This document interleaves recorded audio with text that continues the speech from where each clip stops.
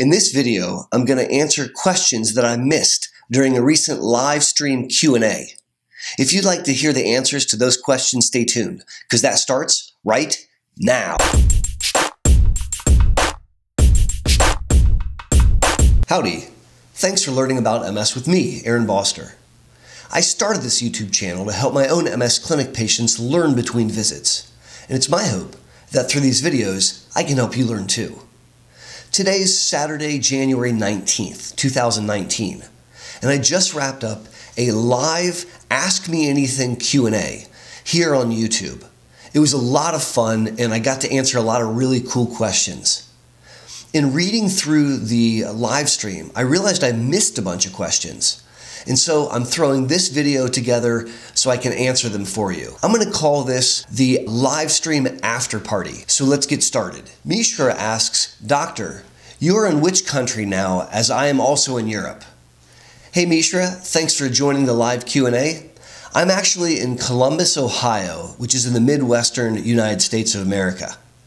I practice at a place called Ohio Health, where we have this awesome comprehensive MS center. It's in Central Ohio. True Tech writes in, I seriously run low on energy faster than I used to. True Tech, you're not alone. This is fatigue. It's a form of fatigue, and it's the most common symptom in multiple sclerosis. When I'm trying to help people understand and manage fatigue, I really like to talk about spoon theory. And I'll include a link down in the description below to a video I did discussing spoon theory. Aza MS writes in, how do you tell if you fully emptied your bladder? Great question. People with MS can have different types of bladder dysfunction. They can have a little racquetball bladder that's tight and spastic and can barely hold any urine. And when that happens, people go to the bathroom very frequently, and they have to go more often than others. They also have a sense of urgency when they need to go. There's symptoms of getting up frequently to have to go to the bathroom at night. And that's not what we're talking about here. There's another type of problem that people with MS can have in the bladder, and that's that the neck of the bladder is really tight. So they could have a big, gigantic bladder, but the neck that drains the urine out is tight, and they can have a different set of symptoms. So oftentimes people will have retention. They know they need to go, and then they just go a little bit. They stand up and they have to go again, or they have to push on their bladder in order to get it to empty. Now these people can also have periods where they have to rush to the bathroom, and they can have accidents, but my point here is that the history helps us understand if we think we're all emptying. Now despite that, about half of people are unaware that they're retaining urine, and the surefire way to take care of this is to look at a bladder ultrasound. We have a bladder ultrasound in our clinic, and we use it when we have questions about someone's bladder. We measure the amount of urine in their bladder. Then we have to empty their bladder into a container so we can measure how much came out. And then we again measure their bladder and see how much is left over. And if they have more than 150 cc's left over, then we're concerned that they're retaining. Now, I have a video on this topic, and again, I'll throw a link down in the description below in case you want to check that out. AJ's HR writes, okay, I'm confused because I thought the drugs can only reduce attacks, so no? No, AJHR. The drugs can do more than that. I have a bunch of videos on the channel that talk about the disease-modifying therapy. And in particular, some of the newer high-efficacy drugs have demonstrated the ability to reduce the rate of brain shrinkage, to decrease the MRI spots, in some cases to kind of stop most MRI spots. They improve quality of life, and some of the newer high-efficacy drugs have shown confirmed improvements in neurological status. So it's my strong opinion that these drugs do a lot more than just prevent a relapse. Darla writes in, can you please tell us what to do for people with CIS? Should they start looking for treatment or just wait for symptoms to get a proper diagnosis of MS? That's a great question, Darla. I'm going to include a link down in the description below to a video I did on clinically isolated syndrome, CIS. But in brief, there's ways of clarifying if someone with clinically isolated syndrome, which is the first attack that could go on to become MS, is more or less likely to do so. And so really we use these risk factors. If someone with clinically isolated syndrome is at high risk to go on to get MS, we're talking about 80–85% risk, we oftentimes start those people on therapy. There's other people that have a lower risk. They have a clinically isolated syndrome, but their risk is more like 20%. And so in those cases, it's more of a discussion about the risk-benefit of the medicines. So this is something most certainly to be discussed for that individual with a specific clinician, because there's too many details to just talk about it in generalities. But it's a great question. Thanks for asking it. So Sarah Woods writes, I'm down for being a test subject on new meds and treatments. I live about an hour north of you. Well, Sarah Woods, that's awesome. So I recommend that we chit-chat and we can talk about the different clinical trials that are ongoing at Ohio Health right now. If you have Twitter, you can send me a direct message at Ohio Health MS.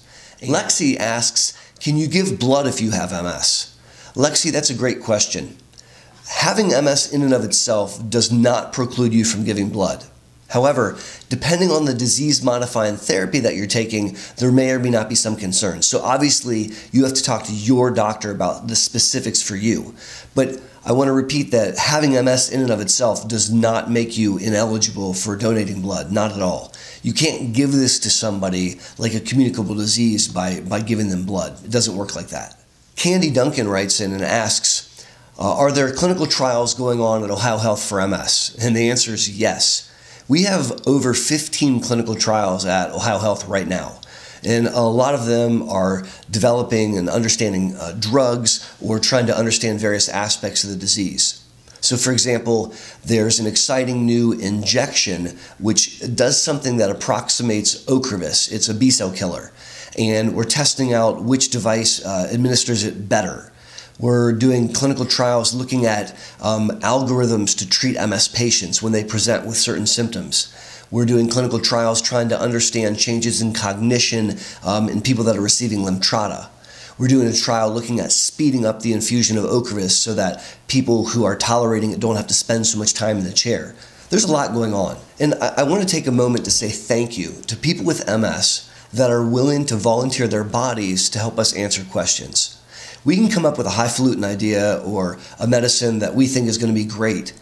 But if people with MS don't volunteer to test it, we can't ever figure it out. And so I want to say thank you to you guys. So Sherry writes, I bling out my canes. They're so pretty. Sherry, that's awesome. I love to see stuff like that. And in fact, if you're willing, please send a picture to Twitter at Ohio Health MS. I would love to see your blinged out canes. That's really cool. AJ's HR writes, I've been experiencing the MS hug, very painful. Could the lesions just not be able to be seen? Well, it's challenging in that a lot of times when we get an MRI, we just get an MRI of the brain, and a MS hug would likely be coming from the spinal cord. And imaging the spinal cord is also rather challenging. And there could be an old lesion that reactivated, or there could be a new lesion. But even if you don't have that lesion, the MS hug doesn't need confirmation on the MRI. If you're having the MS hug, you're having the MS hug. I'll throw a link down in the description below, a video I did on MS hug, which also includes some discussion about how we can try to treat it, because it's a pretty bad symptom. Ken Board writes, I just came off a week of nausea and vomiting. My neuro said MS doesn't cause nausea. Could it be an exacerbation? So Ken, this can be an MS exacerbation. It's really, really rare. So like 99.9% of the time, I would be thinking about other things that could cause nausea and vomiting, but it is possible. I did a video looking at rare and unusual MS symptoms, and vomiting was one of them. So I'll throw a link down in the description below in case you want to check that video out, which talks about nausea and vomiting as an MS attack. So William asks, I'd like to know your thoughts and feelings on CBD oil, as it's changed my life for the better. I am doing Copaxone. Doctors thinking of changing my medication. So I'll make a general comment about alternative therapies, and CBD oil is an alternative therapy. I think an alternative therapy is okay if it's not dangerous, it's not too expensive, and it's not instead of something that we know works. So the jury is out medically on the benefits and risks of CBD oil. Anecdotally, it looks promising, but I can't really say more than that. And the 3 rules that I just reviewed, I think, apply to its use. Shelby asks, any antidepressants you prefer to prescribe over others for people with MS? Shelby, this is a question which requires us to understand the way the antidepressants work and also what's going on with the person. And we try to match it up. So if someone with MS is depressed and has neuropathic pain, I use one antidepressant. If they're depressed and have insomnia, I use a different one. And so there isn't a perfect favorite. I do have a video where I talk about the best medicines for MS symptoms, best in quotes because it's just my opinion, and I'll leave a link down below in case you wanted to check that video out. Metal MS writes, "Why is PPMS seemingly being ignored for trials? It's very discouraging in a way. Okervis and I are not friends." The movement to treat PPMS has never been more robust, and I would say in the last 5 years there's been a massive upheaval of effort. When you go to these international meetings, it is the topic of conversation, and many of the big manufacturers and pharma companies are transitioning to really focus on progression. So I'm delighted to share that you're a bit off here, and maybe you haven't heard about it a bunch yet because most of that research is ongoing. It hasn't bear fruit yet, and so it's exciting that we're going to be looking forward to readouts over the next many years. Gift Boutique writes, "My kids think I'm lazy, probably because I don't do for them like I used to. They're 29 and 35. This reminds me of that famous quote by Mark Twain. I left my home at 18. My parents were the two stupidest humans alive. I returned several years later, delighted at how much smarter they had become." There you have it, guys. The live Q&A after party, an attempt at trying to address some of the questions that I missed during the live stream. I hope that you enjoyed this, and if you have comments or questions, please leave them down in the section below. I look forward to reading them. If you haven't, please consider subscribing to the channel. And if you like the idea of live stream, then leave that down in the comments as well. This is Boster saying thanks for learning about MS with me, and until my next video, take care.